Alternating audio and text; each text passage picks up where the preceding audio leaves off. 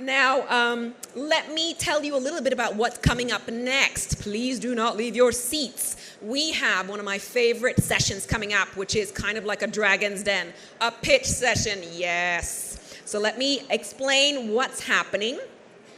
I'm going to welcome onto the stage the team behind the Scaling Digital Agriculture Innovations through Startup programs funded by an arm of the German government.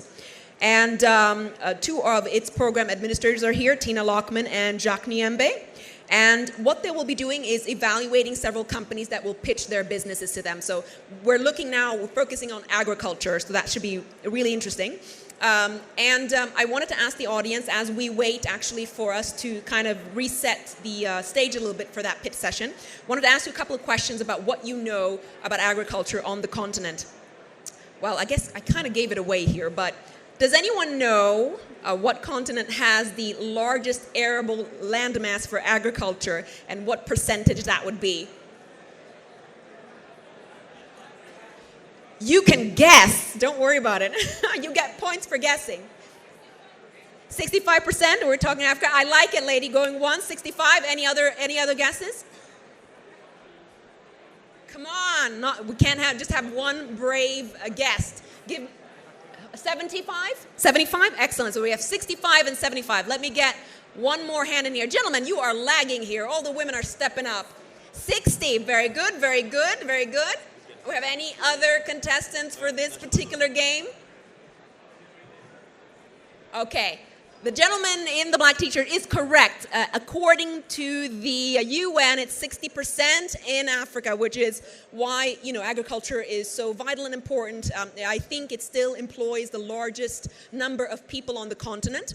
So it's definitely a sector that needs a lot of attention.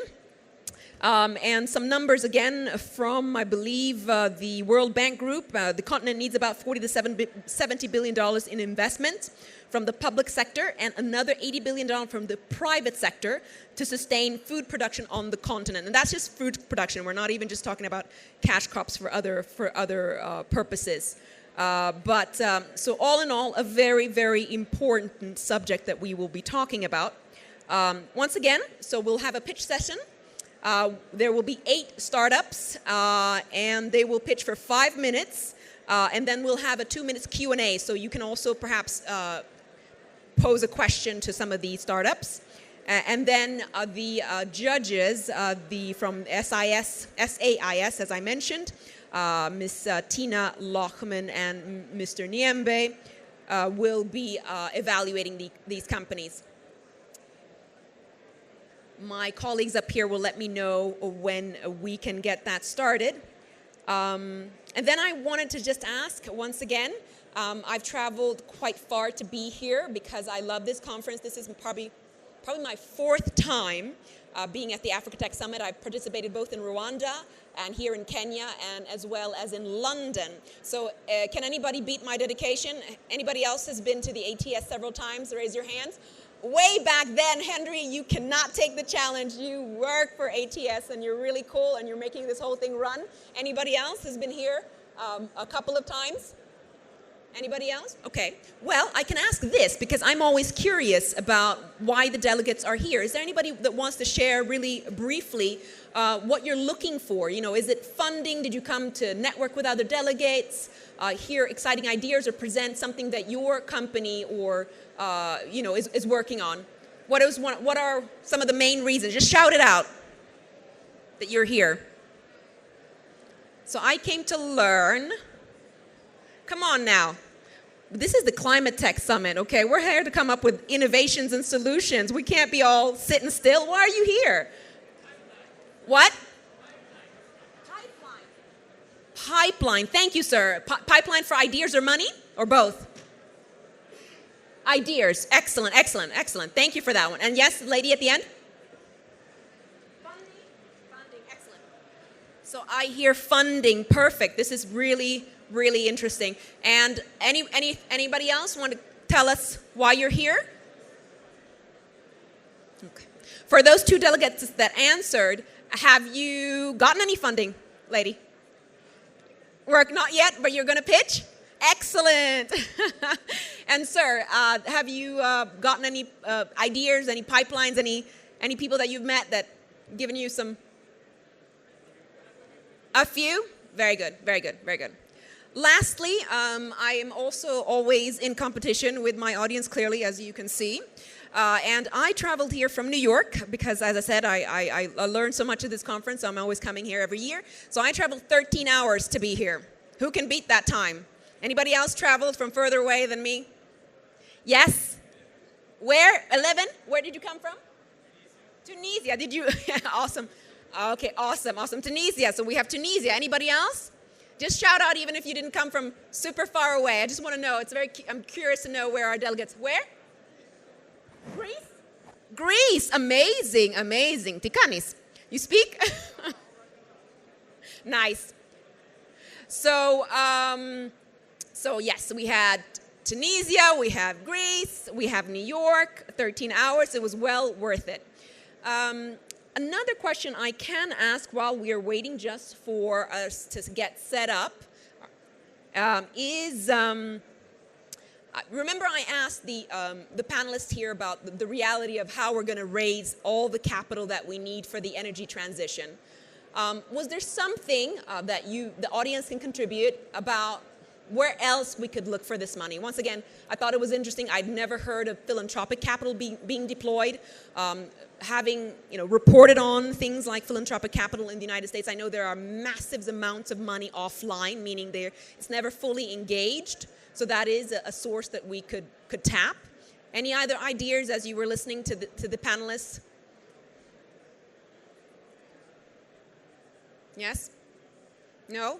Well, we should all think about this because time is short. I think about this that we're already just 2024, 60 years away from 2030, which is essentially the deadline for what the UN has said, or the COP28 and all the scientists, for when we need to bend the curve of carbon emissions. So basically, we have to do it now or kind of not at all.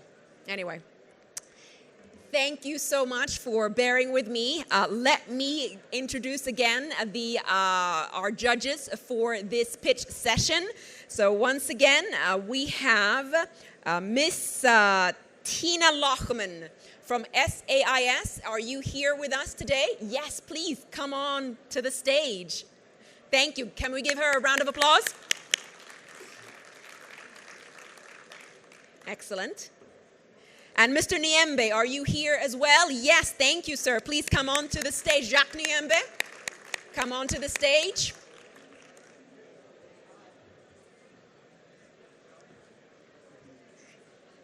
Okay, all right, well, I made a slight mistake there. They are going to do an intro for this pitch session, but equally important, and as I said, they represent an arm of the German government, the development agency there. So please feel free to give us a preview of what's happening here. And once again, give them a round of applause, and I am excited to hear what's going to happen.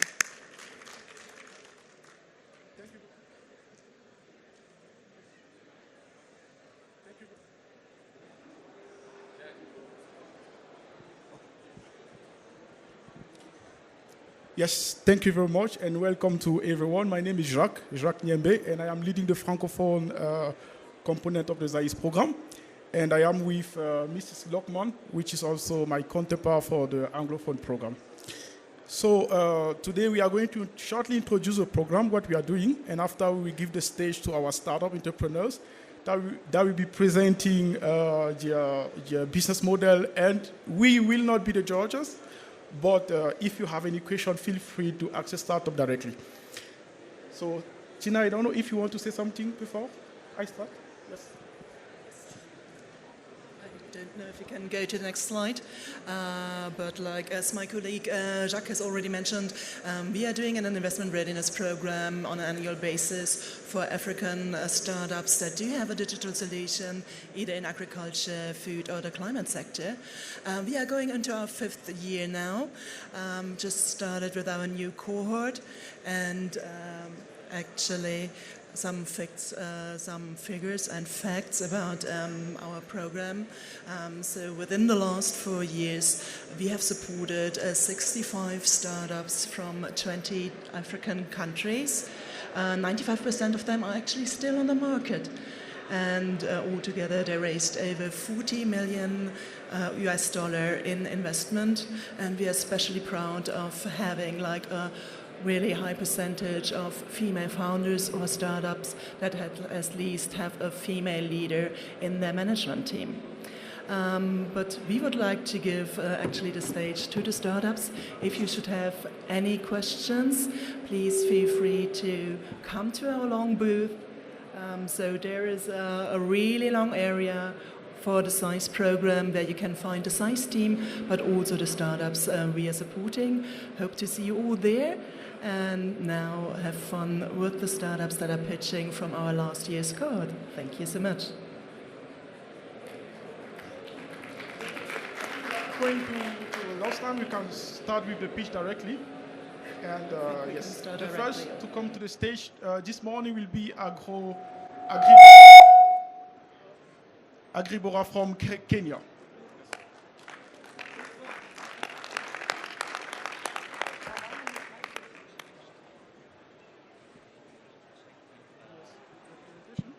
Yeah, perfect. Is this working? Yes, okay, perfect. Let me try this also. I think I will skip your slides, probably. Let me check and see if I get something that I recognize. No, not yet. So in the meantime, I will engage you until the team tells me that I can proceed, because I don't see my slides yet. Quick question. So raise your hand if you have ever tried to apply for credit from a bank. Okay, perfect, good. So I have the right people in the room. My name is Kizito, and I want to talk to you about why it is very difficult for grassroots businesses to access finance because of the scrutiny that is involved. And to do that, I would like to introduce you to a grassroots business from Caroline. She owns a business in Western Kenya, and she is supplying seed and fertilizer to smallholder farmers. But Caroline is having a challenge accessing finance to basically stock her business. On the other hand, she is not able to support smallholder farmers to actually access all the inputs that they require across the season. The slides are jumping on their own. So I'll go faster. So what do we do as a solution? So we come in to support grassroots businesses like Caroline's to become a one-stop shop for smallholder farmers by providing them, one, with embedded finance to access capital and stock for their businesses, and secondly, help them to become a one-stop shop. Farmers should not only access seed and fertilizer from their shops, but should go ahead and access everything else they require across the season, including crop protection, storage solutions, and finally, the market. So this businesswoman is now becoming a one-stop shop for their farmers. The technology that we use to drive this basically looks at how do we support her business to be able to register smallholder farmers on the one hand, but also transact with them using a point of sale application to register and actually build a digital transaction history of the businesses and the farmers that they are working with. And because of the data that comes through the platform, we are able to analyze crop development through the season, knowing what is growing where, when, and how, and basically use this to access markets at the end of the season. So how this works very simply, in terms of how we bring these businesses on our platform, they register on our platform, and after going through an onboarding process, we're able to give them 300 euros worth of stock using a buy now, pay later model, where they're able to sell this stock to their farmers very fast and then be able to receive another round of 300 euros worth of products. And at the end of the season, we are able to pay them for aggregating the same crop from their farmers. How do we make money? So we take 6% cut on every transaction that we supply to these businesses, so at the input side, and 10% when we make a margin by supplying the aggregated crops from these agri-businesses to the big off-takers. We're serving the Kenyan market where we have over 5 million smallholder farmers, targeting over $4 billion worth of products in terms of crop and services that go through the agriculture ecosystem. Over the next 5 years, we're targeting to achieve over 200 million in GMV flowing through our platform. And so we've been able to see tremendous growth on the platform over the last few years, not only by driving the number of transactions on the platform, but also identifying more businesses such as Caroline to actually use our platform to grow her business going forward. And this year we're expecting a 20x growth in just our GMV, given the muscle that we're able to pull by accessing these businesses. One key thing that makes us different from the competitors is the fact that Caroline is not only a customer to agriBORA today, but she's also a supplier to us tomorrow. And what that means is that we are able to provide quality assurance for the output crops that are coming through these businesses in a scalable manner. I lead the team at agriBORA that is basically driving this mission, full of enthusiasts in the technology space, but also in operations. And I'm happy to also have a very strong board that is guiding and supporting us through this process. So what we are looking for today and across during the sessions is we are raising currently 1.7 million euros to actually help finance and cover this growth that we are looking to achieve. Half of it is going into the working capital to bring more money into these businesses in the buy now, pay later model.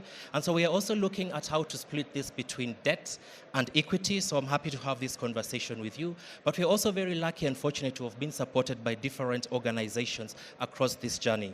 As I finish, I would like to just talk to you about where we want to be in 5 years. Today, we are a trader in the market supporting businesses such as Caroline, but we want to go ahead and have many businesses, over 4,000 of these on our platform, who are not only transacting with them, but we're now becoming a supply chain marketplace for not only input suppliers, but output markets. Join us on this journey as we help Africa to actually become the agricultural powerhouse of the world. Thank you very much. Perfect, perfect. Do we have time for just one more question for this gentleman? Are there any questions in the audience? Just one. Yes. Unless there's, is that a question there? It's okay. Well, I'll ask a quick one. Since got it clarified for me that basically all the companies that are speaking up here got some support from SAIS. Could you talk a little bit briefly about what kind of support you got from them? Okay, basically, so if I pick just one thing that we got from this, from working with the GIZ SAIS team, is I had a navigator who I was talking to every week to look at where my business is and what are the needs that the business has. And basically we were able to have a development pipeline of what do we want to work on over the next 1 year. So that close interaction with somebody who can help you to access the right mentors, the right network of partners to engage and interact with was a very great and tremendous support, and so a very big shout out to you for that. Thank you so much. Once again, a big round of applause for agriBORA. And don't forget to note down the companies that you like and come up and speak to them. The next company will be Kokari Coconuts. Do we have Kokari in the house? I believe we do. And they are an integrated coconut processing company. I don't know about you guys, but I basically live on every coconut product there is. Coconut is the best products for your skin, for your hair, for your food. Those of us who are looking to stay healthy, it's, I believe, one of the good fats, if I'm not mistaken. So we are very happy to hear from you. Please, a big welcome, and introduce yourself and let us know what your company is all about. Stage is yours. Okay. Good morning, everyone. Did you know that 80% of Africans are lactose intolerant? I know, because I'm one of them. In December 2015, I had a violent reaction to milk, and that led me to embrace the coconut. My name is Ebun Feludu, and I am the chief coconut cracker at Kokari Coconuts Company. We are a vertically integrated coconut processing company. We farm, we process, and we distribute our products. And Kokari itself is a Yoruba word that means abundance for all. And what we do here is we farm the coconuts, we process the coconuts into a range of products that meet your needs from the time you wake up in the morning to the time you go to bed at night. And we started operations in 2016, and since then we've grown to expand our operations out of Nigeria into several other African countries. So what's the problem? One of them is Brother Barack over here. The global demand for coconuts is about 38 billion. And there's a high demand for coconut products and a low innovation in the processing. And this is what we do. I spent a few months in India immersing myself in the entire value chain, from seedling to production, farming and processing. And we've come up with a range of products that meet those needs that I spoke about. And here are some of our products. Some of them are here, and I welcome you to taste them here or at our stand. And we have snacks, and we have oil blends, which is basically a blend of traditional innovation as well as new modern technology.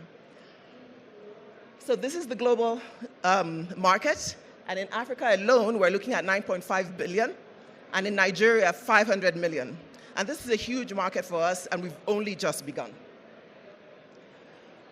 Our route to market, since we started, I basically was looking for more people like myself. Our first outlet was the largest coffee shop in Nigeria at the time. I went to them and said, do you also have people who are lactose intolerant? And they said yes. And so those were our first outlets. We've gone from there to supply to airports, hotels, supermarkets, beaches. But beyond all of that, we actually came up with a solution that disrupts the retail system, which is our Kokari Women Initiative. What we've done is we've built Kokari Cafe kiosks in those places where we find our direct customers, and we co-own those kiosks with women. So we supply them wholesale, they sell retail, and make the difference. And that way we have a better cash flow and also empowering women across Nigeria and potentially across Africa. So what is our competitive advantage? We're end-to-end. We farm the coconuts. We teach our farmers how to be profitable in the short term by intercropping their coconuts with sweet potato, which also has a high demand internationally and locally. We have a very strong presence across Nigeria. And our unique branding position. We've gotten a lot of support from the SAIS program and a lot of international companies with our branding, and export to the US, the UK, and the Middle East. And we never stop with research and development. We're constantly researching and developing new products that meet the needs of our clients. So this is the traction so far. Last year, with support from SAIS, we were able to exhibit at the big Southeast food show in Philadelphia, and we're able to onboard with Walmart, Whole Foods, and Amazon. We've got 10 NAFDAC and FDA registered products which can sell across Africa and across the world. We're present in over 400 stores, and that number keeps increasing. Here's our team. Myself, the chief coconut cracker.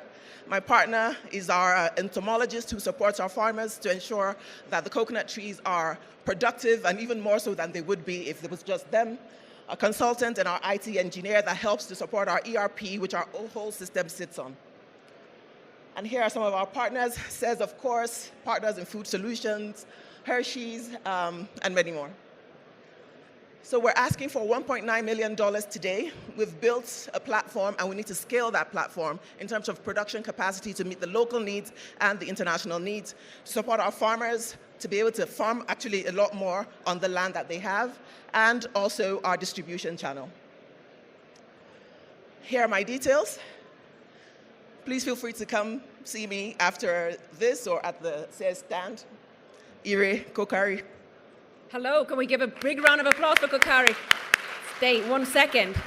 I was very excited to hear this because, I don't know, I've been writing about the beauty industry and just looking at the amount of coconut that goes into beauty products. And the beauty industry is like a several billion-dollar industry. So I'm very excited to hear about this business. Are there any questions from the audience? If not, then I have something. I saw up there that you talked about something called coconut charcoal. I have no idea what that is. Can you explain? Well, what we do is we use every part of the coconut, from the husk to the shells. The husk, they produce something called Cocoa Grow, which we've partnered with IITA to produce seedlings for farmers. That helps to improve the growth. And the shell of the coconut makes actually the most potent activated charcoal in the world. So we use that in our liquid coconut black soap. We use it for teeth whitening. We use it for briquettes and bars. And so that's what we use that part of the coconut for. Excellent. Are you comfortable telling us a little bit, anything about where you are in terms of sales or revenues, or I'm sorry if I missed that? Okay, so we did about 120K last year. We're planning to X5 that this year because we are doing a lot more work with penetrating the African continent and a lot more business in the US. Thank you once again. Amazing presentation. Please reach out to Kokari. And then I had a last question because I always want to make sure that you're on your toes. Did anybody catch what the global market she estimated for coconuts were globally? How much? It was in the billions. Anybody going to give me a shout out? A number? 18? No. 80. No, global. 39. Thank you, sir. Thank you for paying attention. Excellent. Thank you for that. All right.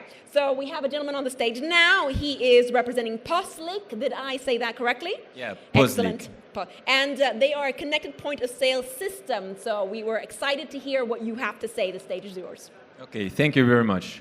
So hello, everyone. I'm Ahmed Taktak, co-founder of 2 restaurants and of Poslik. Poslik is a connected point of sale system, 100% dedicated to restaurants and hotels. So to get straight to the point, here is the recipe of a simple margarita pizza. So to know the cost of this pizza, you need to know the exact amount and the exact price of each item on this list. So you can imagine the complexity to know all the cost of all the product in a restaurant. In addition, managers are not the chefs, so the composition of dishes is not always known. Also, the stock is sold off on a day-to-day basis, so managers has not the possibility to optimize the purchase orders and also to estimate the budgets to be allocated. So what happens? Restaurants are losing money without knowing it. So to solve this problem, we created Poslik, a smart point of sale solution able to predict purchases and budgets. How we do it? So we have our own POS solution to capture the data. We process it. We also use generative AI to suggest recipes and also web scraping to collect the market price, with the aim to provide information for restaurants to save more money. So the combination of these technologies sets us apart of the POS solution on the market, actually. So how we make money? Our revenue model is a monthly subscription model of $49 per point of sale. It includes training, after-sales services, and also the hardware. We have also some other products as products solution with which we are integrated as cashless payment solution or solution integrated, developed in-house as the kitchen display system. So since 3 years, we had more than 80 customers, including the biggest hotel chain in Tunisia, Magic Hotels, and the leading catering company, New Food. Our customers are located in more than 135 points of sale, Tunisia, Morocco, and also Dubai. Since then, we made a turnover of more than $150K, including a turnover of $4,000. And we raised 3 rounds of financing, totaling $200K. So the market that we are interested in is the HoReCa market of Morocco and MENA, actually. So the Morocco market is estimated to grow by 48% to reach $6.5 billion by 2026. And the MENA market is estimated to grow by 90% to reach $59 billion by also 2026. So now, actually, we are working in commercial side to achieve break-even with adding more than 25 new customers. In the 3rd quarter, we will deploy and improve our AI predictive model. And at the end of the year, we will concentrate our effort on the market side to develop our online presence. Once all these elements will be in place, we will be able to penetrate international markets like Dubai and Saudi Arabia. So to do this, we need to raise $500K. First, this fund will be used to develop the business in Tunisia and especially abroad. Also to develop the product and to simplify the onboarding of our customer with the plug-and-play solution. To acquire new talent, mainly in marketing and customer relations. And to strengthen the Poslik brand image abroad and to optimize the sales funnel in international markets. So all these achievements have been made with our fantastic team. Samar, our product owner, Khalil and Siwar, our web and mobile developer, and me. So I'm CEO and also responsible of sales and customer relations. We have a high-level board made up of business, financial, and technical expertises. So thank you very much, and master your business with Poslik. Thank you.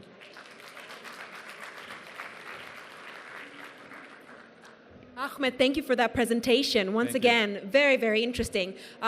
We've been hearing in the past couple of years about AI everywhere, and so you have a predictive AI tool. I know that may be very basic, but for those of us who've been hearing about AI in the Western world, it's more generative AI, so generating text. Could you tell us a little bit more about your predictive AI? How did you train it?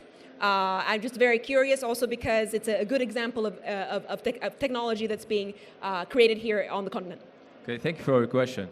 In fact, now we have, with our customers and with this long period, we have data, so much data that we can start to train models.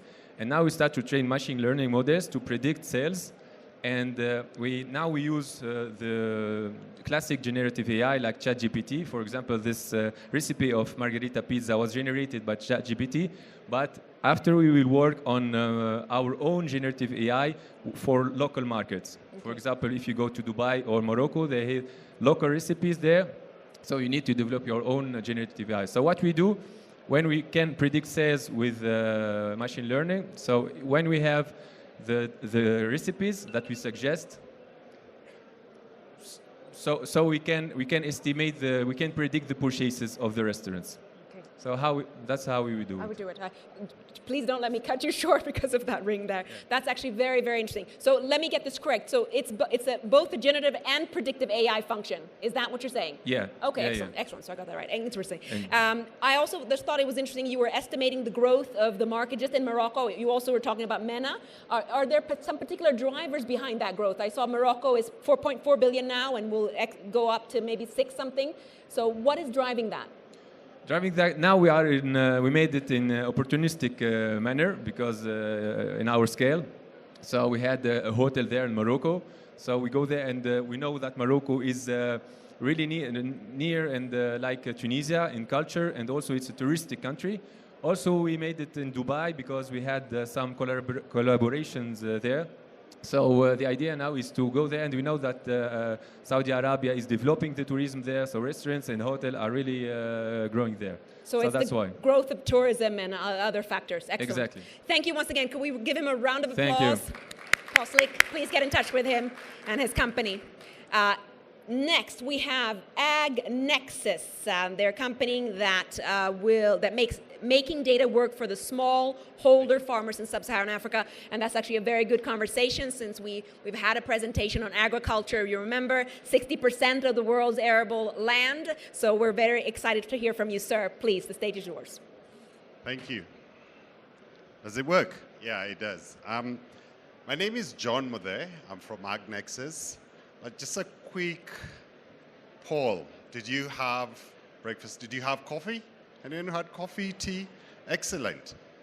Did you know that 80% of food production, both for crop as well as for livestock, is done by smallholder farmers? And there's a lot of interest around improving the productivity as well as increasing the money that smallholder farmers are making. There's a lot of effort that goes around there. We're trying to address this issue. We're trying to make sure that there is data that we can be able to utilize to make the farmers, especially the small-scale farmers, to be more efficient. What are we trying to address? We're trying to address an issue where there's almost no information around what small-scale farmers actually are using. So the problem we're addressing is really around data. And who needs the data? We see it in two ways.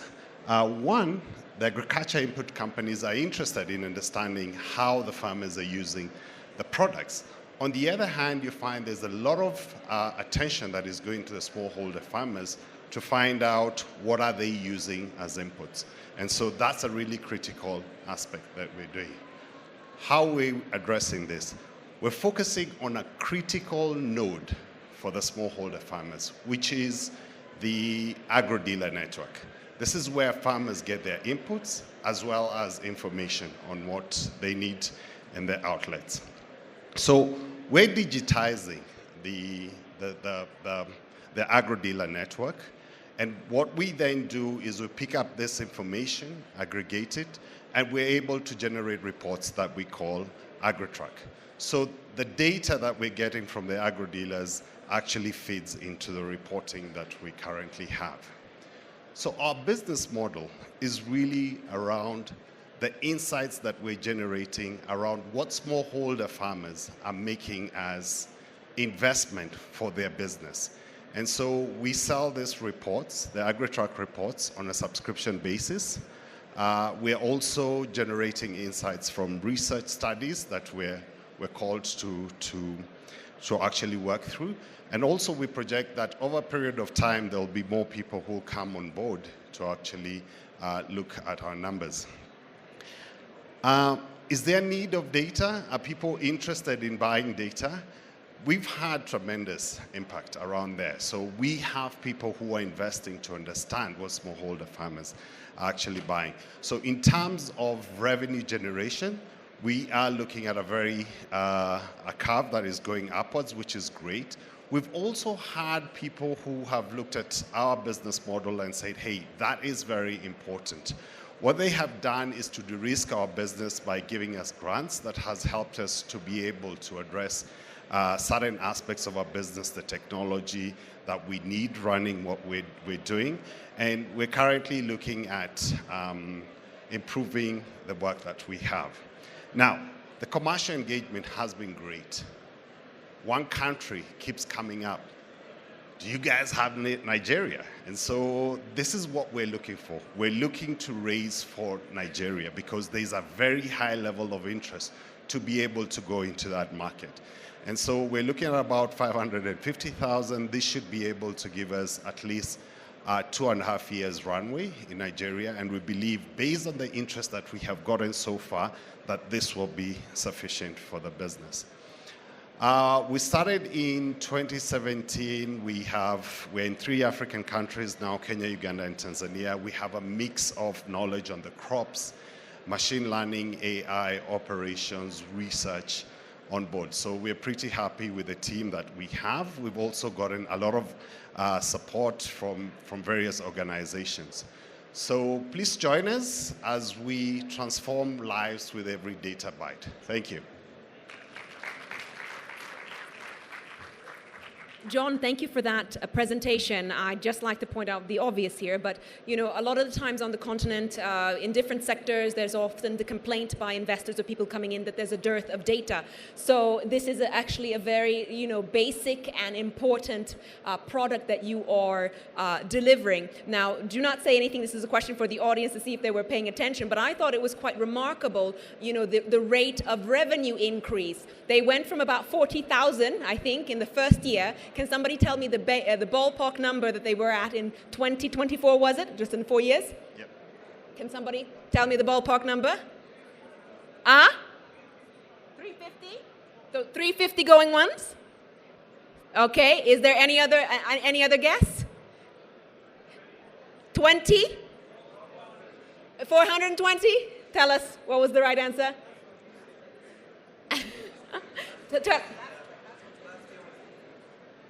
Are you talking about last year or what we're projecting? I'm confused. So you were projecting. Okay, so what was the last year is the number that was actually accurate, or not accurate, but rather the number that you actually made. So we're projecting to get to about close to 450 for this year. Okay, got it. Okay, sorry. You're correct, sir. Projected. So but what was the projected number? 420 is what. So the gentleman at that and the end was correct. Are you comfortable telling us what the latest numbers for the revenues were for your company? The current ones? Yeah. We're about 350. We're still doing the audits now. Yeah. Still pretty impressive, according in my book. Okay, thank you again, and a big round of applause for AgNexus. So the next company we will be hearing from is EzyAgric. Again, we're talking about farming in Africa, one of the sectors that employs the most people and has a key role to play in feeding the continent, if not the rest of the world.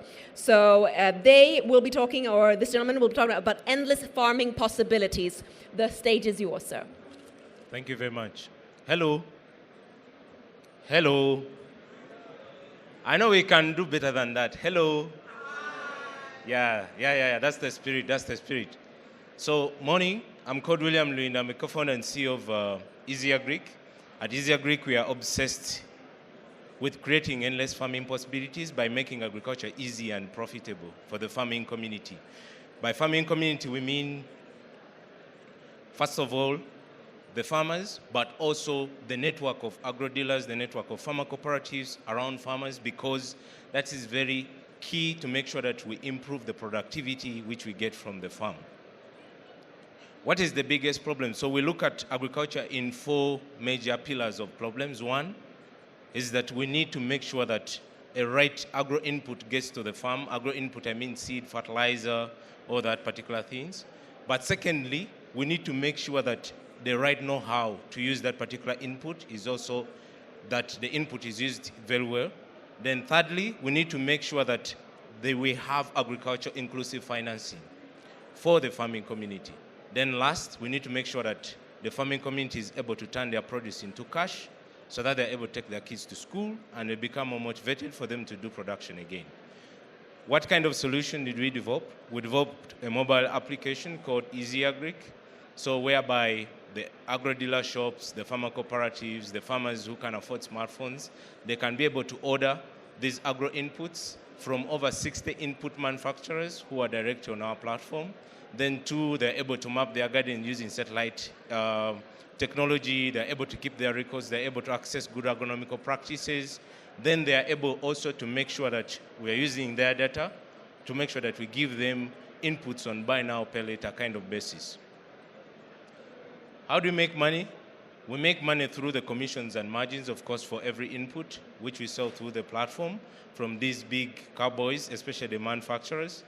Then 2, for extension, we are currently giving out for free, but is the most highly used module on our platform with over 13,000 to 20,000 users per month. Then thirdly, we make money through the interest, of course, which we charge from the credit which we provide through our platform. Then lastly, the off-takers are able to pay for subscription to be able to access our network of farming community. We believe Africa has a very huge opportunity, which all of us here understand. The moderator has talked about, everyone here has talked about that. However much we are doing all this, this is a drop in the ocean for the opportunity across Africa. In form of traction, what kind of traction are we looking at? Currently, we have over 400,000 farmers on our platform.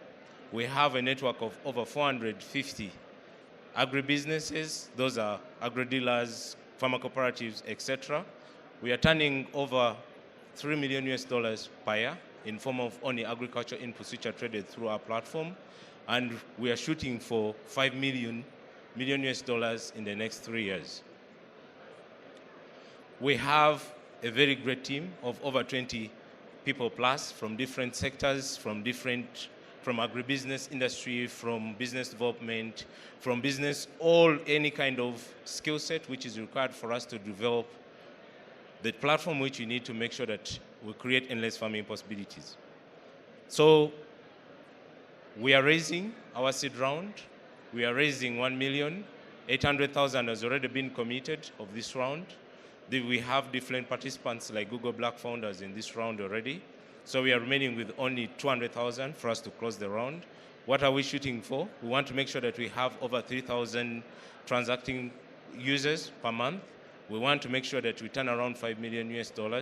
But most importantly, we want to make sure that we create more jobs for our fellow young people and women. And we want to make sure that we scale beyond Uganda, where we are currently having operations at the moment. Thank you very much.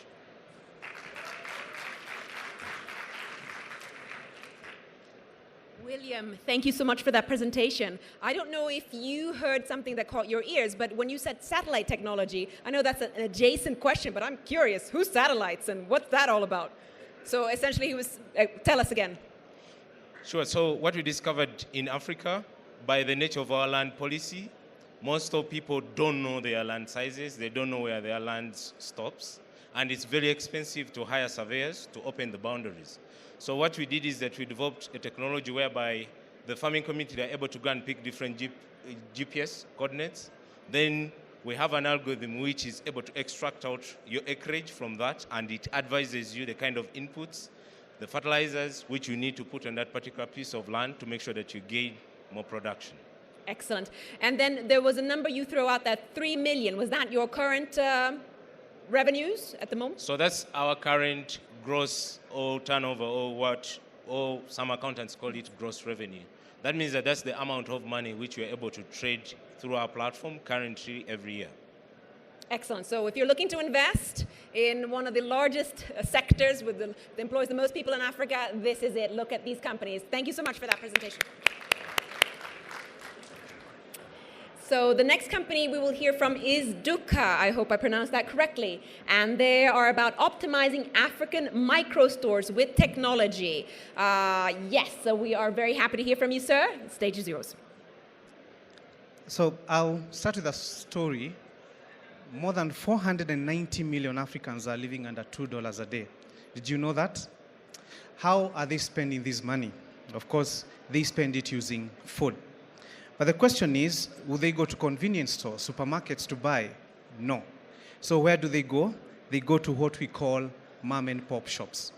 These mom and pop shops have to travel kilometers, up to 20 kilometers to purchase inventory.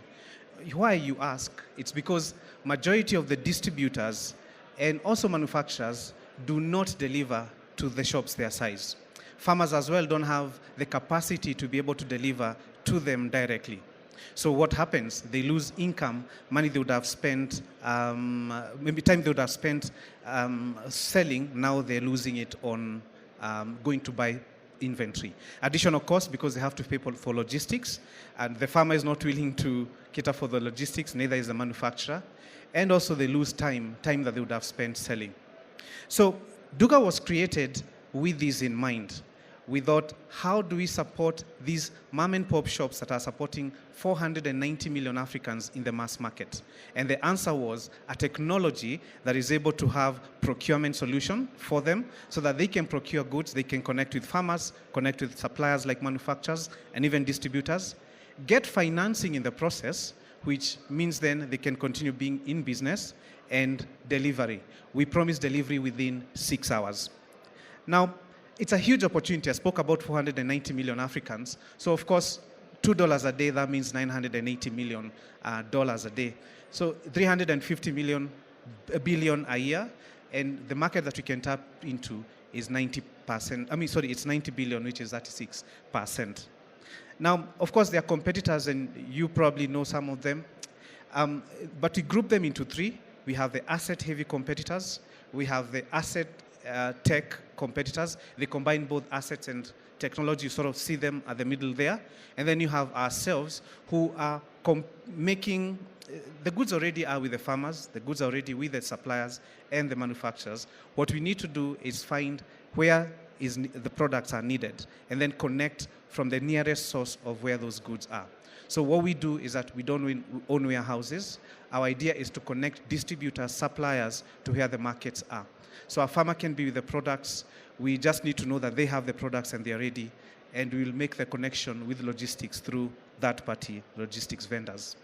How we make money is through 4 ways. One is the revenue commissions. We charge up to an average of 13% of what is being sold. Financing that we give them, about 3%.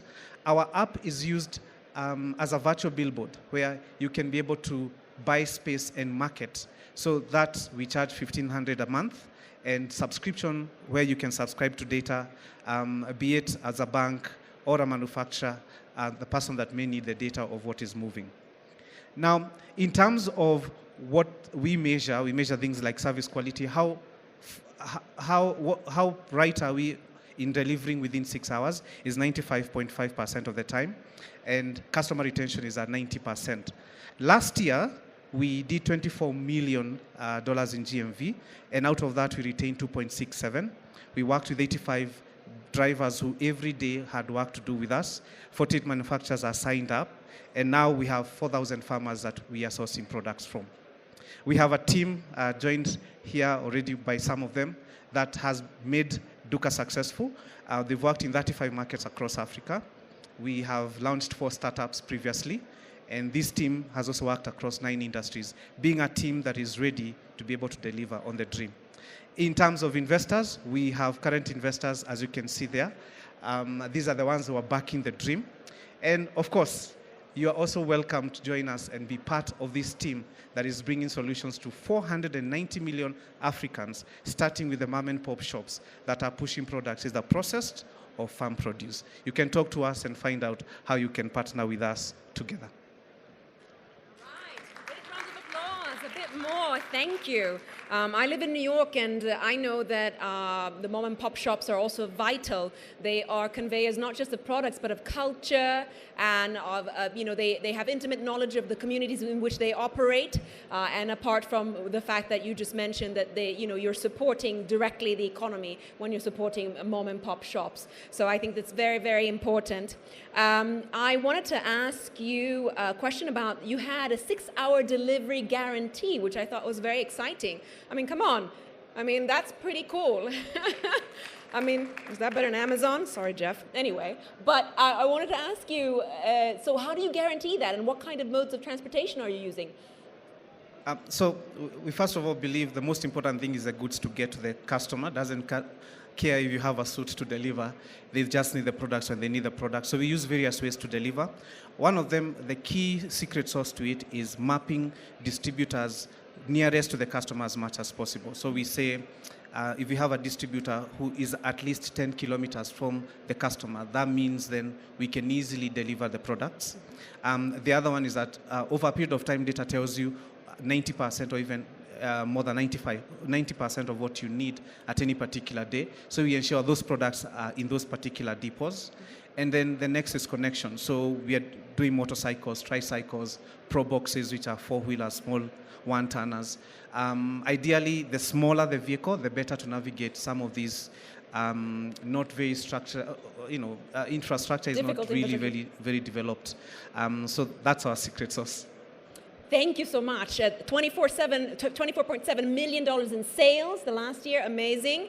And so once again, I think that even though you mentioned that there were competitors, there is room for more of your type of company. So a big round of applause, and then we will introduce the next one. Now, we have Koolboks coming to speak to us. Koolboks with a K, which I like.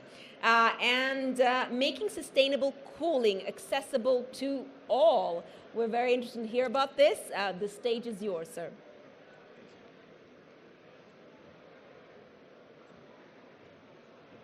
Meet Mama Ibadan. Mama Ibadan is our first customer in Nigeria. When I met her, she told me that the best decision she made is getting a Koolboks solar freezer.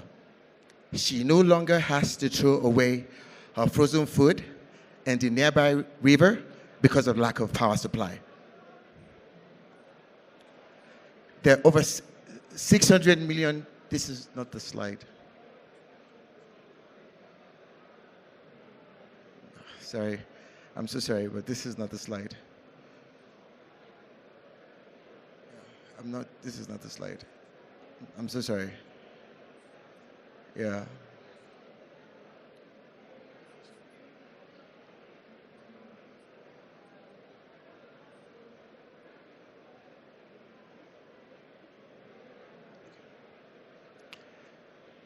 There are over 600 million people that lack access to refrigeration and also lacks access to cooling in sub-Saharan Africa, like Mama Ibadan.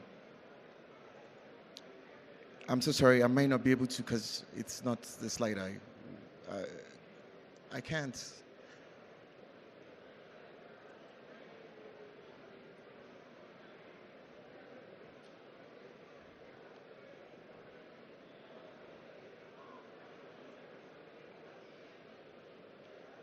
Sorry, I'll take it again.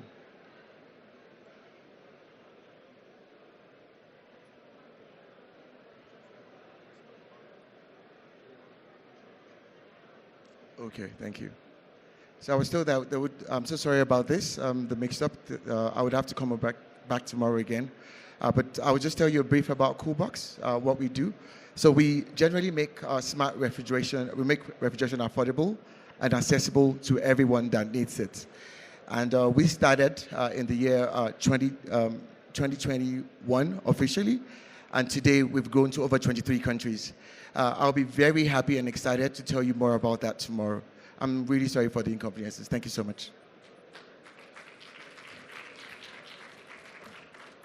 Sir, thank you so much for even that brief presentation. I want you to stay because even though you're going to talk about this tomorrow, you know, we have this wonderful audience here. You never know what connections we can make. I am super interested. So I saw something about solar power. How are you powering these boxes?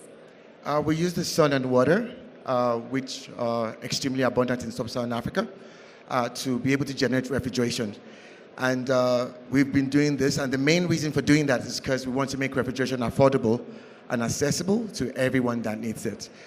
We all know that water and sun is extremely abundant, and therefore it's just natural for us to be able to use that to generate electricity and therefore power refrigeration in sub-Saharan Africa. And beyond that, we understand that what's the point of having an innovation if no one can afford it? So what we did, which is particularly unique to Koolboks, is that we integrated in our solution a pay-as-you-go technology that enables small businesses and individuals to own refrigerators for as low as $10 a month. So all individuals in sub-Saharan Africa now can actually own a refrigerator by paying us $10 a month to be able to have access to 24 hours refrigeration. Amazing. Now, if you're a little bit nerdy like I am, I want to just go a little bit deeper. When you say water and energy, are you actually in the solar PV part of it, or what? Because you're delivering a Koolboks, but I'm thinking you're delivering some other material or technology as well. What is that? Thank you. So what we've done is harnessing the power of water to be able to store energy in the form of ice. We are able to store energy in the form of ice, and that gives us the opportunity as opposed to storing energy in form of lithium batteries. So today, we're able to bring down the cost of owning a refrigerator by close to 40%. And that is what we practically do when it comes to the innovation part. And is this proprietary technology? Yes, it is, but however, we don't even see ourselves as an innovator, but more as a change maker. The reason being that our real value is actually the data we collect over time from our customers. We believe it's technology, anyone can actually do that. But today, we're proud to tell you that we have data spanning from about 6,000 freezers where we're able to collect data from. We know the temperature in those freezers. We're able to tell the billing of those freezers. And this is what I would love to share with you more tomorrow if I have the opportunity. I cannot emphasize the importance of refrigeration for families as well as small businesses. You know, if you've ever looked at the numbers of how basically we were able to tackle foodborne diseases, meaning bring them down in the general population, it was through refrigeration. So this, to me, sounds like a really interesting innovation. Just one last question while you're here. Do you have in your head your last sales numbers for last year? Yes. Last sales number for last year was around $2.7 million. We had grown 1x, 2x over the past 3 years. We did 500K, 1.5, and 2.7. We love to see it and hear it. Thank you so much for this cool insight. A round of applause. Thank you, madam. Once again, I'm really sorry for the inconveniences.